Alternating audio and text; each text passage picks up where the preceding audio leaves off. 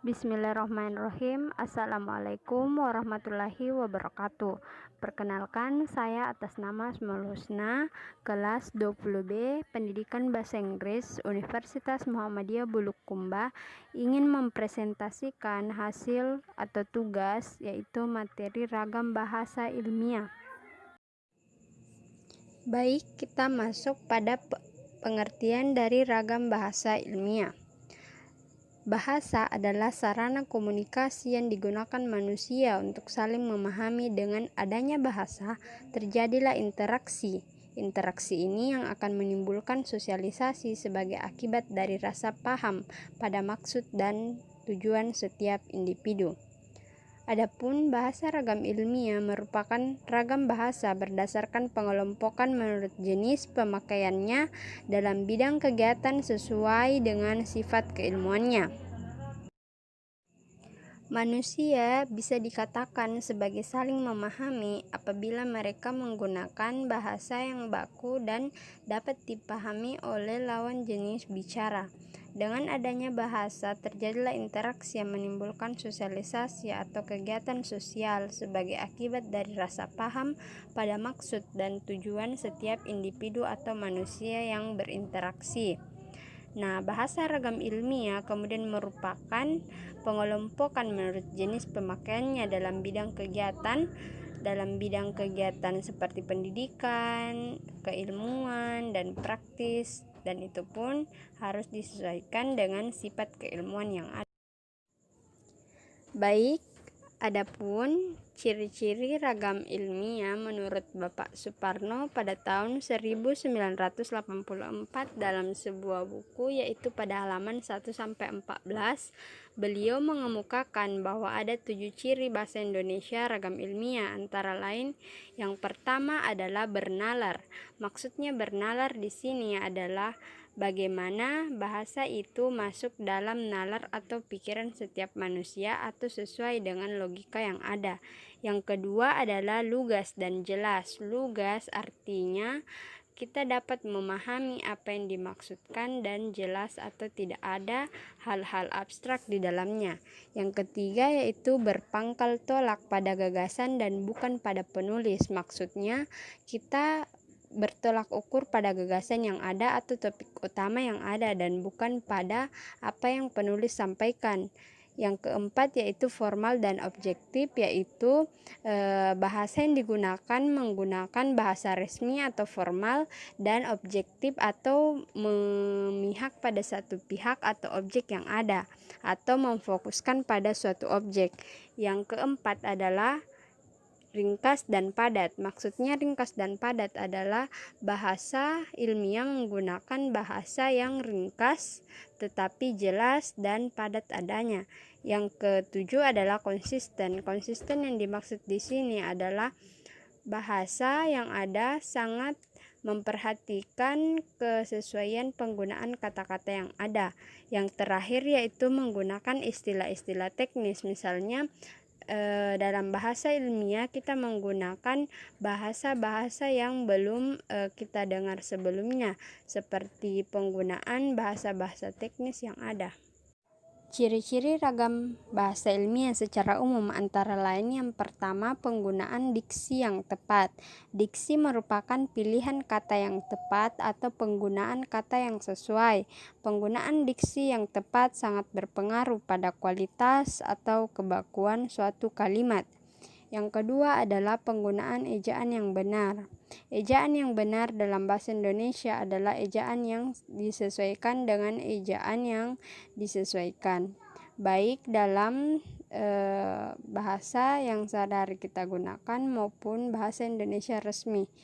Yang ketiga adalah penggunaan kalimat yang efektif. Sebuah kalimat yang efektif mempersoalkan bagaimana ia dapat mewakili secara tepat isi pikiran atau perasaan penulis atau pembicara dan dapat mengungkapkan apa yang ingin penulis sampaikan atau pembicara yang ingin sampaikan.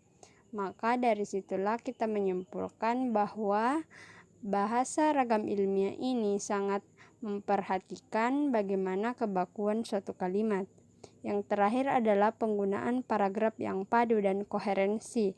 Maksudnya, paragraf yang baik hendaknya memiliki 3 syarat utama, yaitu yang pertama, memiliki kesatuan, yang kedua, memiliki kepaduan, dan yang ketiga, memiliki isi yang memadai. Maksud dari memiliki kesatuan yaitu memiliki satuan kata-kata yang baku. Kemudian yang kedua memiliki kepaduan, kalimatnya padu dan teratur dalam suatu susunan yang ada. Yang terakhir yaitu memiliki isi yang memadai dan tidak berbelit-belit atau tidak bersifat abstrak, kalimat yang dijelaskan oleh penutur kalimat. Baik, kita masuk pada karakteristik ragam bahasa ilmiah. Karakteristik ragam bahasa ilmiah ini terbagi ke dalam 8 bagian atau 8 karakteristik. Yang pertama adalah bahasa Indonesia bersifat cendekia, artinya bahasa Indonesia itu mampu digunakan secara tepat untuk mengungkapkan hasil berpikir logis atau berpikir secara nyata atau sesuai fakta, yakni mampu membentuk pernyataan yang tepat dan seksama. Contohnya, infeksi cendawan membentuk mikorizа atau CPM akan mempengaruhi serapan hara fosfor oleh tanaman inang melalui akar, terutama tanaman yang tumbuh pada tanah yang kekurangan fosfor yang dimungkinkan oleh adanya hifa eksternal. Nah, kata-kata yang baru saya jelaskan tadi adalah bahasa Indonesia yang bersifat cendekia atau sesuai dengan keilmuan yang ada.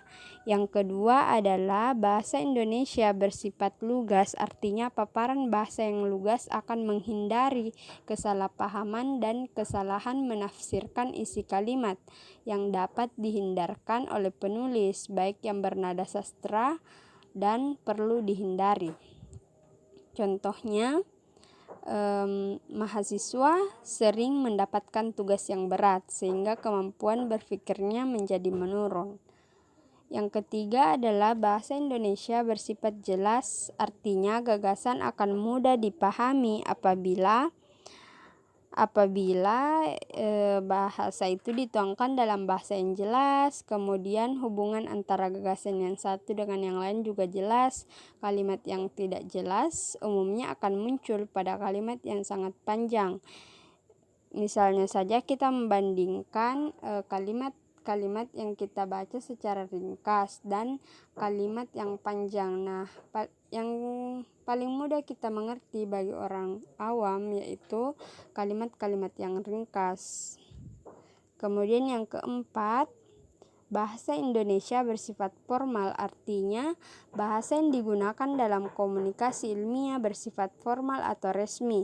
Tingkat keformalan bahasa dalam tulisan ilmiah dapat dilihat pada lapis kosakata atau kata-kata yang digunakan, bentukan kata, dan kalimat-kalimat yang ada. Contohnya, kata formal dan kata non-formal. Wanita sama dengan cewek, dari sama dengan ketimbang.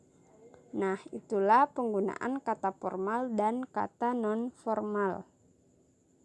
Yang kelima adalah bahasa Indonesia bersifat menghindari kalimat fragmentasi, artinya kalimat yang belum selesai karena adanya keinginan tanpa menyadari kesatuan gagasan dalam beberapa kalimat dan kesatuan yang diungkapkan.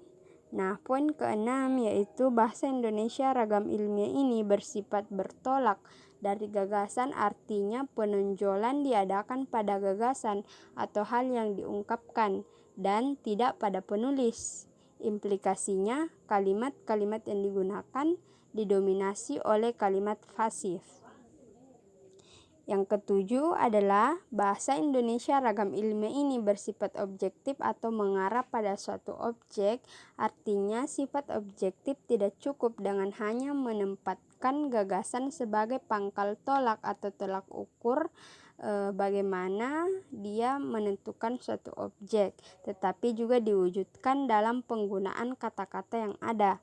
Poin terakhir adalah Bahasa Indonesia ragam ilmiah bersifat ringkas tetapi dimengerti, dan padat direalisasikan dengan tidak adanya unsur-unsur bahasa yang hemat atau bahasa-bahasa yang kita ringkas sehingga tidak mempunyai makna ganda yang ada dan tidak membuat kalimat yang ada itu menjadi abstrak adanya. Oke, kita masuk pada penggunaan ragam bahasa ilmiah.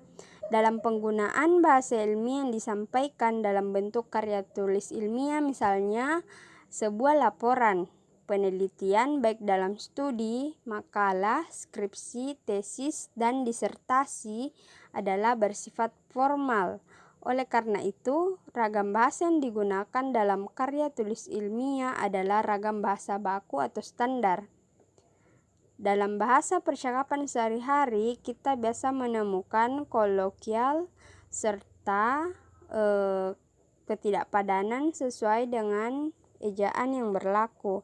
Nah, demikian pula bahasa ragam sastra. Di sini dapat menyampaikan informasi dari konsep-konsep yang berkadar ilmiah. Demikian pula bahasa ragam sastra baik itu puisi, prosa, dan drama disusun sedemikian rupa sehingga dapat menimbulkan berbagai efek, baik itu efek emosional, imajinatif, estetik, dan artistik yang dapat membangkitkan rasa haru baik bagi penulis maupun pembaca. Nah, bahasa yang bersifat ilmiah itu tidak mempertimbangkan efek-efek perasaan yang timbul seperti yang dipertimbangkan dalam bahasa ragam sastra seperti yang diungkapkan oleh Oka pada tahun 1971. Nah, sifat bahasa ragam ilmiah yang khusus atau spesifik tampak pada pemilihan dan pemakaian kata serta bentuk gramatika yang ada terutama dalam tataran sintaksis. Kata-kata yang digunakan dalam bahasa ilmiah ini bersifat denotatif, artinya setiap kata mempunyai satu makna yang paling sesuai dengan konsep keilmuan tersebut. Nah, demikian pula dengan kalimat-kalimat yang digunakan dalam bahasa ragam ilmiah, yaitu kalimatnya bersifat logis atau hubungan antara bagian-bagian kalimat dan kalimat tunggal atau hubungan antara klausa-klausa dalam kalimat, baik itu majemuk, kompleks, mengikuti pola-pola bentuk hubungan yang logis dan sesuai dengan apa yang kita harapkan. Baik, itulah tadi presentasi dari saya tentang materi ragam bahasa ilmiah. Semoga apa yang saya sampaikan bisa dan mudah dimengerti oleh